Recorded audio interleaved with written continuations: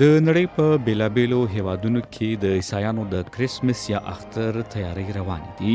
د ارمینیا په سرخاره یریوان کې بیا د دسمبر په 15مه د کرسمس په ونه کې د څراغونو په روښانه کولو سره د دې تهوار د تیاریو پیل وشو. د دسمبر په 18مه د چین د شنګای په کرسمس بازار کې هم ډیره زیاته غڼه غونه وه. په ځینو غربي هیوادونو کې شاوخوا یوه میاشت له کرسمس سره تړلي پروګرامونه ترسره کیږي. دسمبر په 14مه د لندن په هایډ پارک کې په سلګونه سپو د کرسمس په جامو کې پریډ وکړ. سره لدی چې په غزه کې د جشن فضا نشته، خو پولیسینیان هڅه کوي چې په رام الله کې د کرسمس بازار څخه خوند واخلي.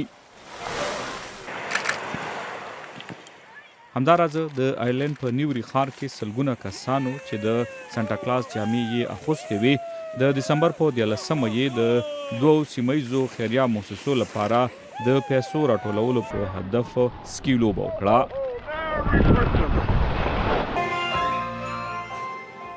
په سپین کې بیا د کرسمس په مناسبت دا هر څه په بشپړه توګه له چاکلیټونو څخه جوړ شوي دي.